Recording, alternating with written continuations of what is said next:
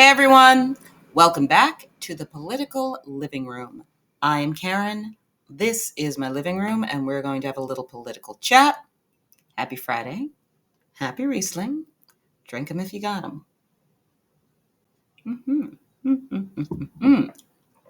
Lovely. Okay, what are we looking at?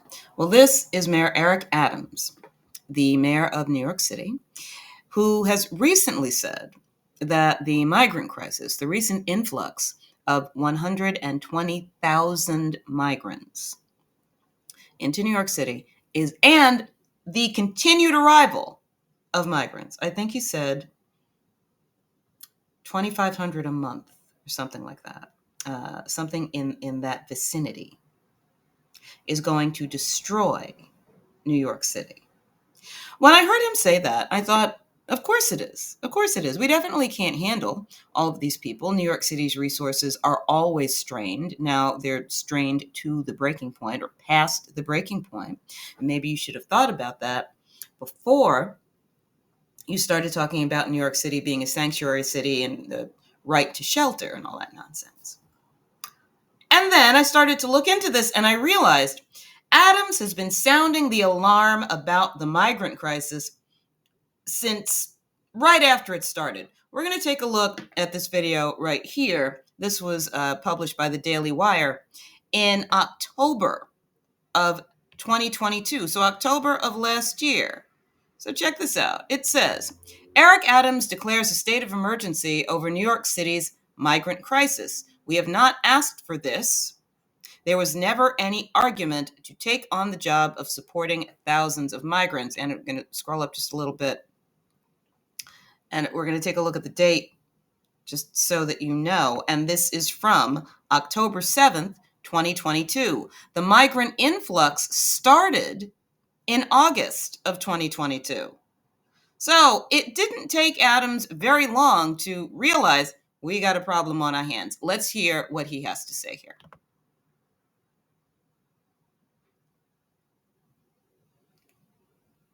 And there we go. New Yorkers are angry. I am angry too. We have not asked for this. There was never any agreement to take on the job of supporting thousands of asylum seekers. This responsibility was simply handed to us without warning as buses began showing up. There's no playbook for this, no precedent. All right. Well, now I was not aware of that. I really wasn't. As I've said in my previous videos, I have another channel. And so while all of this was getting going, I was turfing. So some of this escaped my notice, but here it is now. So Adams has been asking for help from the federal government, from the state government, for basically the duration of this crisis.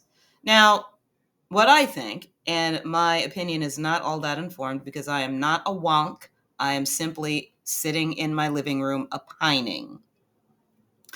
But I think it's time to close the border. It really is. And if the Biden administration is not willing to do that, are they really willing to witness the destruction of the great American cities? Are they willing to watch New York City collapse under the weight of the migrant crisis? Okay, so let's just take a look at what Adams said just a couple of days ago. So we are going to just get rid of this. We're going to pop that out. And we're going to go on over to X. And we're going to listen to a bit of what Adams had to say about the migrant crisis destroying New York City. Here we go. Support. And let me tell you something, New Yorkers. Never in my life have I had a problem that I did not see an ending to. I don't see an ending to this. I don't see an ending to this. This issue will destroy New York City. Those are some pretty serious words to say. I don't think he's exaggerating, though. I think that the strain that is going to be put on New York City services and the New York City budget is potentially catastrophic. And here's why. We're going into winter. It gets cold here. You cannot have people sleeping on the streets in the winter, in the snow, and in the rain, and in the ice. You just can't have it. If there's nowhere else to put them, where else are they going to go? It's already a humanitarian crisis, but once the temperature goes down low enough and the weather gets bad enough, it will be a monumental humanitarian crisis. And our shelter system is always bursting at the seams. Now it's just impossible. And I do not believe that the city has the financial resources to continue putting these people up in these 4 and 5-star hotels. So, what's the alternative? I don't know if Adams can do this, but like I said, from my living room perspective here, turn the buses around. Tell them to go back to wherever the hell it was they came from. They can't stay here. Just turn them around. It's a damn terrible thing to do to people, but what else are you going to do? You cannot let New York City be crushed under the weight of this political theater that's being played here. Let's go back to what the mayor was saying. Destroy New York City. We're getting 10,000 migrants a month. 10,000. One time we were just getting Venezuela. Now we're getting Ecuador. Now we're getting Russian speaking coming through Mexico. Now we're getting Western Africa. Now we're getting people from all over the globe have made their minds up that they're going to come through the southern part of the border and come into New York City. Just want to stop it right there. Closing the border would really solve the problem. I know the Biden administration is not going to do that. A couple of days ago, I was talking about how the migrant kids don't have to have vaccines in order to go to school in New York City. So we're getting into cold and flu season. So we're going to have an influx of unvaccinated kids in these rooms, some of which have relatively poor ventilation. What do you think that is going to do to the level of contagious disease that we see among school children in the New York City area? And of course, the teachers are going to get sick. I talked about that in the other video. The other thing that's going to be strained is the English as a second language system in the New York City public school system. Like everything else in New York City public school system, it's not great. It works, but it's not great. So now we have all of these kids that have come in here who don't speak English. There are not sufficient services for them.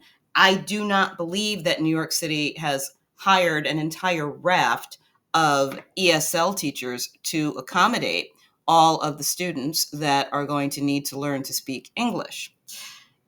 And I'm not sure how many kids there are. I believe it's 30,000 kids in that 100,000 of migrants. So 30,000 kids. That's an entire school district of new children who don't speak English. Classrooms in New York City are going to be exceptionally chaotic. You have children who do not speak English, some of whom are fleeing trauma, right? War, if the kids are from Ukraine, possibly all kinds of political unrest and violence. Who knows what they saw on the trip over here? All of them have been displaced. All of them, to a greater or lesser extent, are psychologically fragile. This gigantic influx of children who are emotionally and psychologically fragile, who do not speak English, into the New York City public school system it will be a slow-moving disaster, not to mention the fact, again, that they don't have vaccines. It is an utter nightmare. And everyone is saying it's New York City's problem. Every community in this city is going to be impacted. We had a $12 billion deficit that we're going to have to cut. Every service in this city is going to be impacted.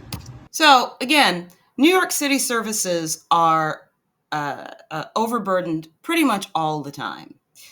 We basically have no mental health care system in New York City. The education system is, I'm not going to say it's chronically underfunded. There's a lot of corruption in there. But it also always seems to be struggling for cash. The MTA is an absolute nightmare. Don't get me started on that, because one of the things that the MTA spends money on is video screens in trains, like we need them. So if he's talking about cutting services like what? Helping senior citizens pay for heat in their apartments in the summer, or in their apartments in the winter, something like that. Maintaining the already staggering and near collapsing MTA. What? Now, I'm also a working artist, and the agencies that I work for, because there will be two now instead of one, hooray for me, get city funding. So is that about to go? And why? I mentioned before that this was political theater. So the Democrats are in the business of getting votes. And the way that they're going to get votes and donations from the wokey dopes who support them is essentially by allowing the migrant influx into major cities with no concern for how it's actually going to affect the migrants and how it's going to affect the citizens of the city who don't have enough money to pay their way out of the areas in which this lunacy is going to be concentrated.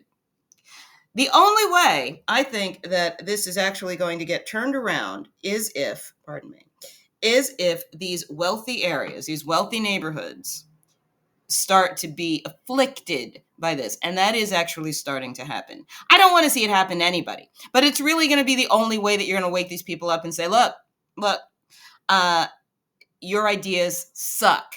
And now they're coming back to bite you because they suck. All of us. And so I say to you, as I turn it over to you, this is some of the most educated, some of the most knowledgeable, probably more of my commissioners and deputy commissioners and chiefs live in this community. So as you ask me a question about migrants, tell me what role you played. How many of you organized to stop what they're doing to us? How many of you were part of the movement to say, we're seeing what this mayor is trying to do, and they're destroying New York City? It's going to come to your neighborhoods. That's a peculiar bit of blame shifting. I mean, I don't know exactly how New York City politics work, but he is the mayor. And I would imagine that at the end of the day, the power is his. So he's asking people what they did to help him. It's like, dude, this was your idea. Now, again, it's coming back to bite you. But the buck stops with him, not with the city council, but with him, not with the alderman, with him. He can blame shift all he wants, but he's the one in charge. All of us are going to be impacted by this. I said it last year when we had 15,000, and I'm telling you now with 110,000. The city we knew, we're about to lose. And we're all in this together, all of us. Staten Island is saying, send them out to Manhattan. Manhattan is saying, send them out to Queens. Queens is saying, send them out to Brooklyn. No, it's not the game we can play. Open the floor up.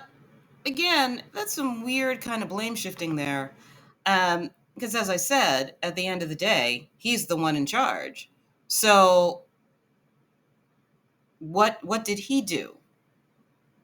to make sure that, what did he do to make sure that this didn't happen? Why didn't he just say, don't send him here? Turn those buses around, don't send him here. I have no idea. Again, I have to learn more about this. I find it absolutely fascinating. So we're going to leave that here. Thank you all for hanging out with me. And have a wonderful, wonderful rest of the day. I will see you in the next video. Bye.